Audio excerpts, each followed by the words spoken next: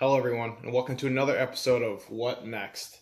Today, we're going to be talking about diets, especially keto. Now, give me a chance. It's not like every other person who thinks they know they're talking about keto. I've done hours of research and things that I didn't understand before, that now I have a very clear understanding, or a way better understanding than I guarantee 80% of the people who are doing keto. We're also going to be talking about, damn it, I said before we started this, I wasn't going to say it. So that's one.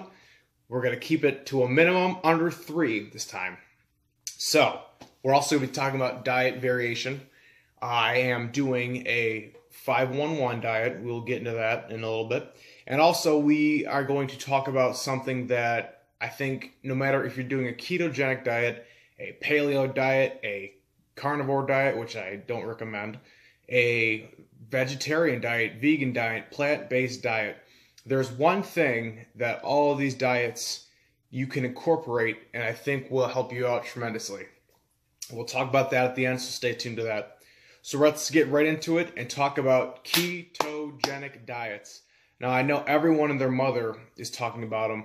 I know a couple people who I've turned on to it that they said they've done it and it's been going fairly well.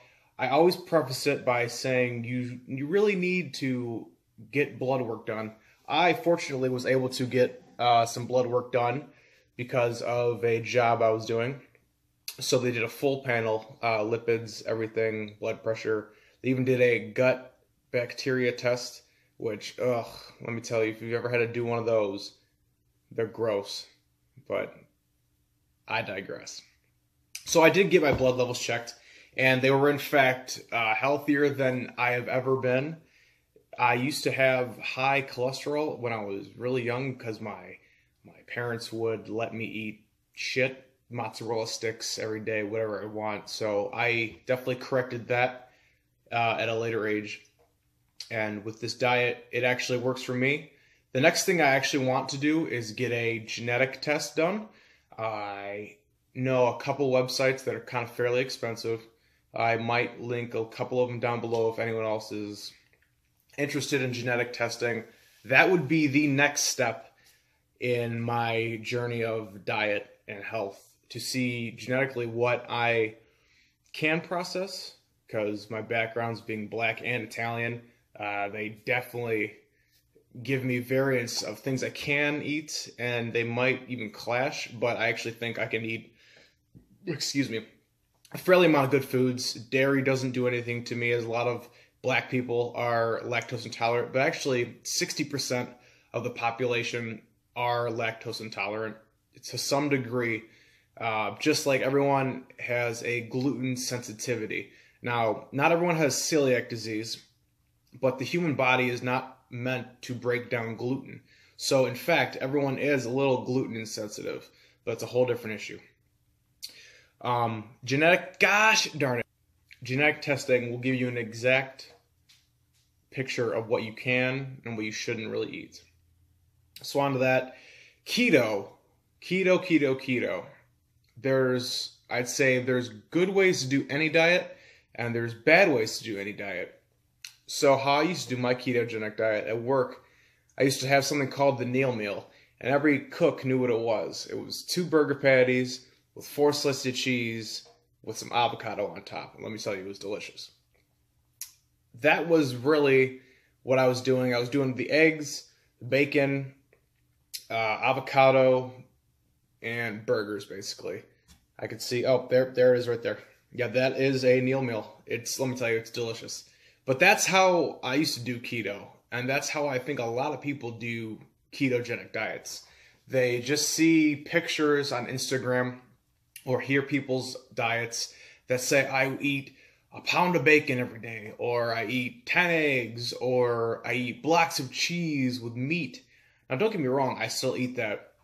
But compared to how I used to do my ketogenic diet, I eat roughly, I think, I did the calculation, I think 65% of my fats come from, what did I say?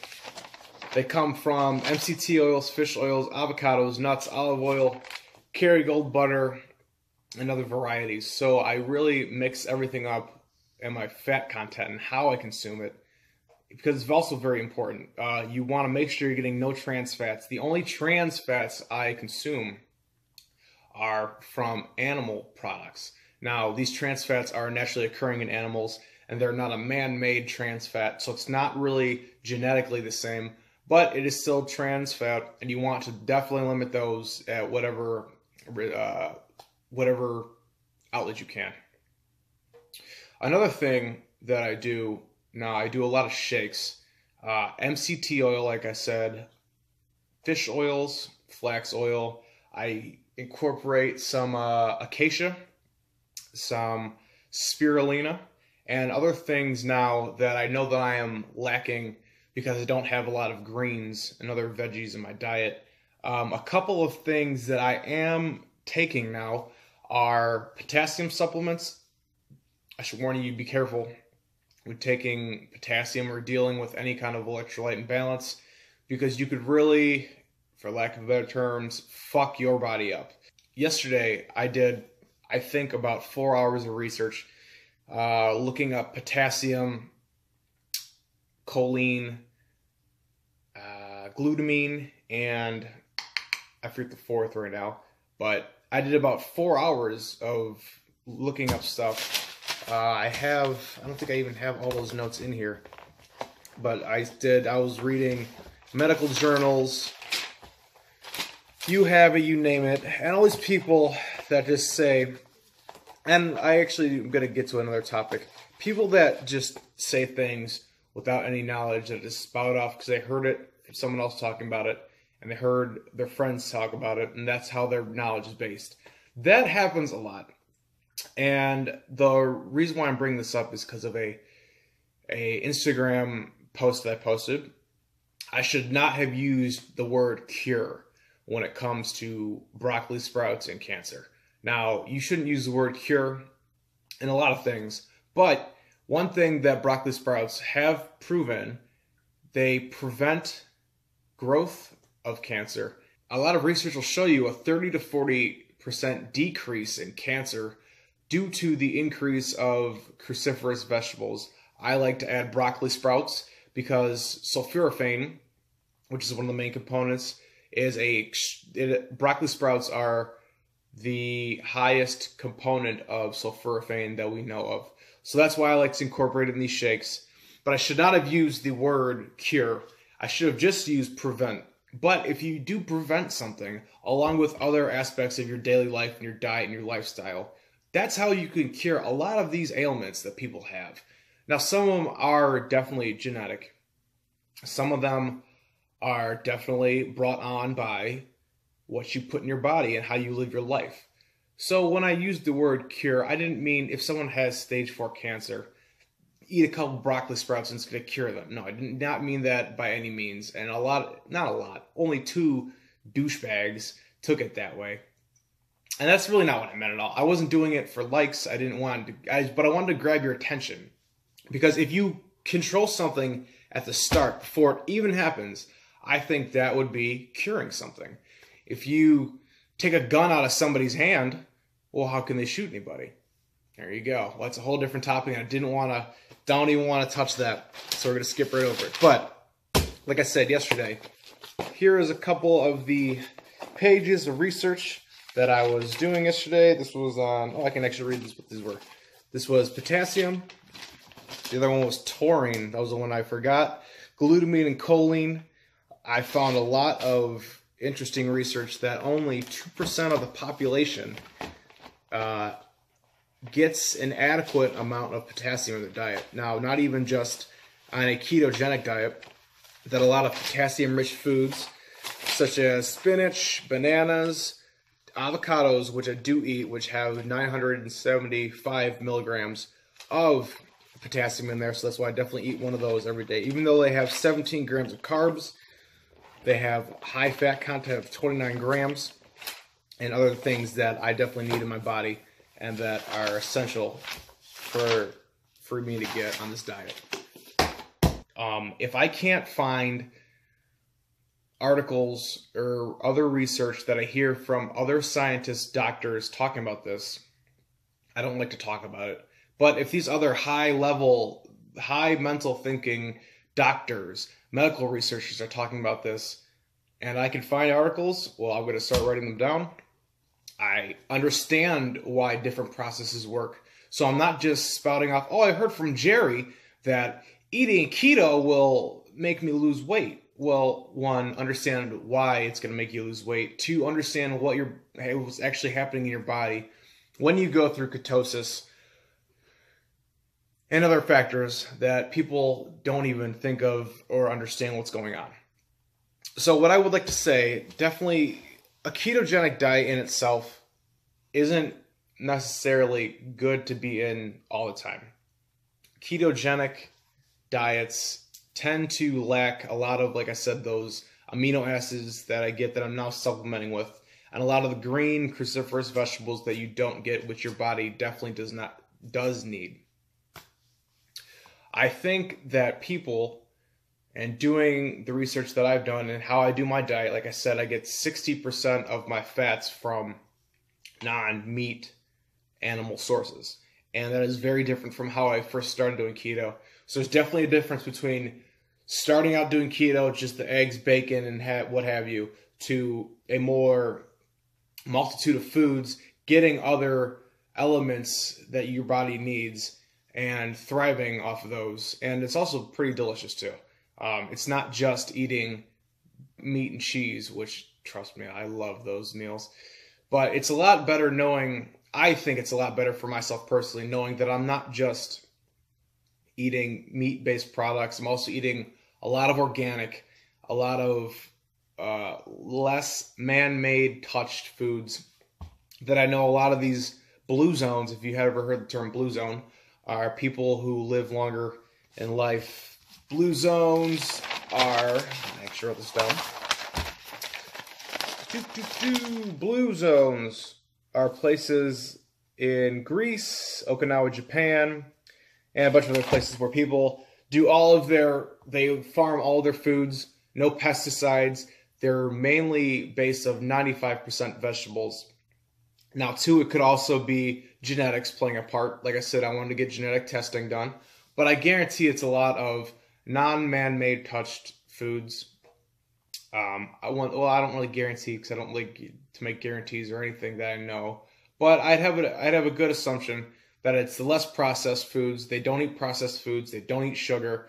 They don't eat eggs either. They also limit them they say, I think they eat eggs, like one egg 3 times a day, or 3 times a week, I'm sorry. And that's all the consumption of eggs that they do eat. I used to also eat a lot of eggs, and doing some research on it, I've actually tried to cut down on my egg consumption. I actually just don't eat eggs anymore. But that's something I'm testing out myself and seeing if it's something that I really need to cut out, if my body feels better for it, or if it doesn't feel any different, then I might incorporate eggs back into my diet. But everybody is different. I guess that's the biggest thing too. Do what feels good for your body. Because what works for me might not work for you and might not work for 10 other people. But it really may resonate with someone else who has a similar genetic body type as me. Now, no one diet may fit anybody. So that's why I also do a cyclical diet. So what that is I go through, which is going on to the next topic, I eat ketogenic 5 days a week. I go through one fasting day, and then that next 7th day is a refeed day. So that's where I'm getting all my carbs. I don't count anything. I eat all the pasta, all the peppers, all the salads, everything, the blueberries, you name it. That's where I get all of my varying nutrition in, and your body actually appreciates it more. Now, when I say that, it doesn't say, oh, thank you for giving me all this sugar and glucose. No. What it does, it makes your body adapt. So if you think about going to a gym, and a lot of people who work out, a lot of people who do keto, I think, are big gym people and big health people. But if you do the same routine over and over and over again for a month, you may see good results, but that second month, third month, fourth month, you may be stuck at that same weight, that same plateau. When you do a varying diet, when you do like a cyclical ketogenic diet, you're giving your body more fuel actually by incorporating those carbs on those refeed days that your body has now since become more insulin sensitive. It's able to use those carbs and turn that into glucose way more efficiently than when you just kept feeding it every single day, and as opposed to never giving your body an adequate amount of carbs, because your body's struggling to provide, not really struggling I'd say, but it's less efficient burning fats for 3, 4, 5 months at a time. So over time, a ketogenic diet won't be as effective as starting out those first month, 2 or 3. That is a proven fact. They've done studies that they've went and have ketogenic diets, plant-based only diets, and a varying diet. And the varying diet outweighed both just plant and just ketogenic high-fat carnivore diet alone. So definitely mix up your nutrients and what you get and your sources of food. I have found that a varying diet has worked best for me, because you do get those days where you really, want to get carb crazy, and that's where that Sunday comes in. And I've actually been playing around with it and thinking I may just only do 1 or 2 meals, because a whole day of carbs it really takes a toll on me, honestly. I feel very sluggish. I don't have that mental clarity that I usually have while I'm in ketosis. Lifting brain fog, another benefit of a ketogenic diet. Also, on that fast day, my body, your body, everyone's body, well, let's not get into that right now. Save that for the end. But on my ketogenic diet, there's a lot of benefits. I do feel way more energy. I actually don't get food cravings, which those insulin spikes create. I don't really want the same foods as I used to eat, just because the way it made my body feel. And why would you keep putting garbage into your body knowing you're just fucking it up, literally? It's like putting water and, I don't know, whatever dumb analogy I was going to use to put in your car. You wouldn't put crap into your car, literally. So why would you put it into your body? I don't know, it's a terrible analogy, but you know what I'm trying to get at. Like, once you understand the effects of that crap food and what it's doing to you, why would you, it seems almost insane to me that you would keep putting that same food in your body. Like, knowing the harm you're doing, so another thing is, people who go from eating all this crap, you think your body's okay. But once you go through that detox and you get all this processed stuff out of your body and you put that back and you go back and eat the same way, your body does not react the same. It says, what the hell did you just put in my system, honestly? Anytime I'd go get a junior bacon cheeseburger from Wendy's, love them. Get the frosty and fries too. Oh, you got to do it right. My body doesn't react the same way. It doesn't say, okay, that was fine. No, I have a stomach ache usually half the time. Next day or a couple hours later usually results in some bathroom issues. I know, kind of gross, but literally, imagine what you would see the effects of it from the outside, literally, and how you feel on the inside. So just imagine what it's really doing internally to everything else, to your organs, to your blood vessels, to your arteries and everything. So you really got to think about that. Another thing I want to get into is, I don't know. Oh, okay. So I have currently been fasting for, let's see, what time is it now? 3 o'clock. Sunday at 10 p.m. So I don't know. Over 30 hours. I don't know why I can't think right now. Yeah, there goes that mental clarity. Okay. 10 to 10, 24 to another 10 is 36. 36 to 2 is 38. 38 to 3 is 41 hours. So I've been fasting for 41 hours. I don't know why I didn't. Yeah. So I have been fasting for 41 hours on purpose. I wanted to reset my system because I ate so poorly this weekend. I really just wanted to get it a good kickstart. So recently, too, we also just bought some ketogenic test strips, some nice little, you pee on them and see where you're at. I was actually in the 1.5 range from not eating in those almost 2 days.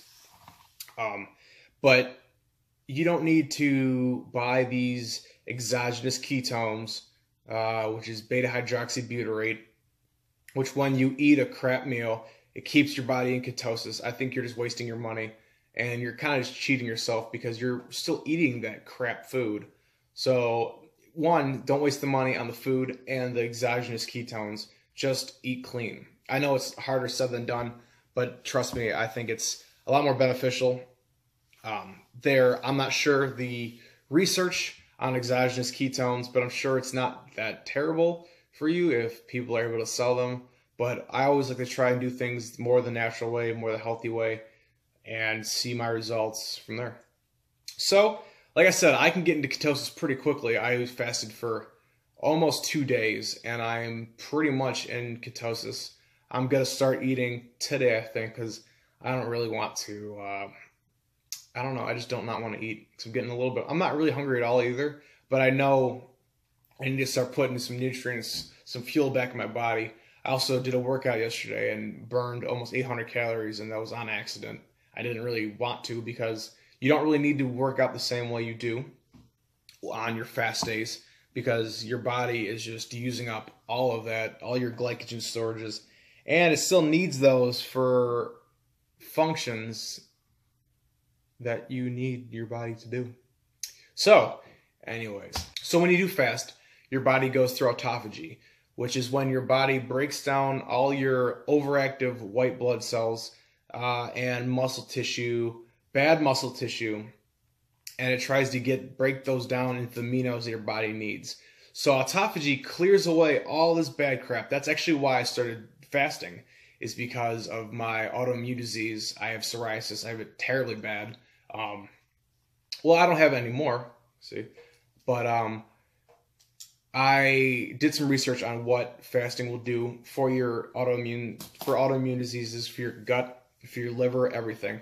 So I did a long 5-day fast, and after that 5th day, I could tell the difference in my body. It was pretty hard because I did strictly just water, no coffee, nothing. Actually, so when I do these fasts, I like to have a nice LaCroix, just for a little bit of flavor. But yeah, that 5-day fast really cleared up my system, got things back going, went through that autophagy, ate all those overactive white blood cells, and replaced them with new, less active blood cells. So I definitely recommend fasting. And fasting was the thing that I said, no matter what diet you're on, whether you're hardcore keto, whether you're strict vegan, fasting is something you can do that everyone, I think, should be incorporating into their diets. There are different ways to fast. I do 2. One is an intermittent fast, where I don't eat for 16 hours. So what that means is I'll have my last meal at 7 p.m. and I won't eat again until, I don't know, what is that, 11. So then I eat from 11 till 7, which is my 8-hour window. And I've also heard you can do it in a 6-hour window. But it is different for men and women. Fasting results, they do have some research that differs between body types, obviously. But fasting can be different between men and women, like I said. You can get different results. Women are supposed to eat, women have been suggested to eat within a 10 to 12 hour window. That seemed to work best for most women, while men could get down to that 10 to 8 hour window. I think just because of body type, I'm not too sure, and I don't think they know exactly why the difference is, but it's definitely probably with genetics and how men and women differ. We're not really all alike. Fasting can control your blood glucose levels, your insulin sensitivity. It could raise norepinephrine, which controls your serotonin levels, which could control a heap of things, metabolism, anxiety, depression, a lot of stuff. So fasting can actually clear up a lot of mental disorders too. They've done some research in it, and they say it works almost just as well as certain drugs or placebos when they would do clinical studies. So fasting is a very powerful tool. Fasting is a very powerful tool that we could definitely all take advantage of, whether you're on a strictly keto diet or a vegan diet. People that do a ketogenic diet, or any diet, vegans, whether you're keto or vegan, they get very one-track minded, and whatever works for them is what should work for everybody because it worked best for them and their friends. No, that's not it at all. That's why I hate when people say they're either this diet or that diet. Because whether it's working for you, that's great. If it's awesome, if you're getting your blood work done, you're getting tested, you feel great, you're losing weight, you're internally healthier, great, it works for you. It might not work for me. It might not work for Jim, Julie, or Ben. You know, all those guys.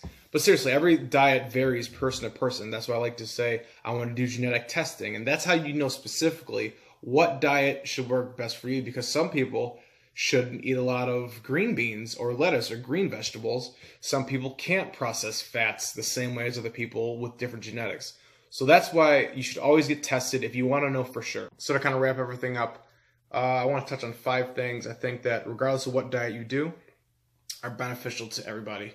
1, didn't even really get to it, and that's sleep. Sleep is so beneficial and important to your metabolism, to your whole body functions, to regulating insulin, to everything else, that I don't think people really understand, and they do take for granted the sleep that they do or don't get. That's a whole nother episode that I'm going to definitely get on. Can't wait to do that.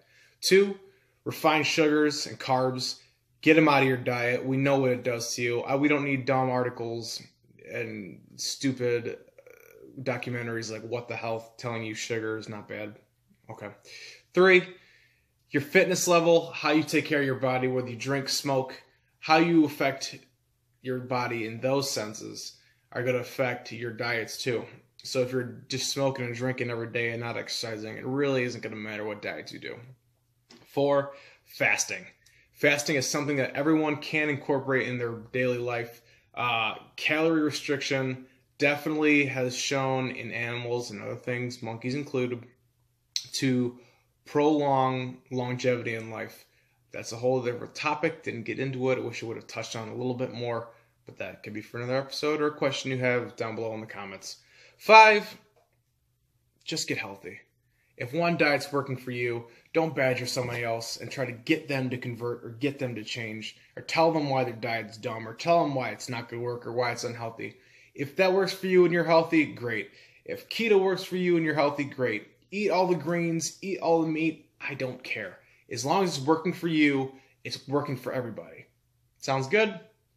All right, what next? What are we going to talk about? I don't know.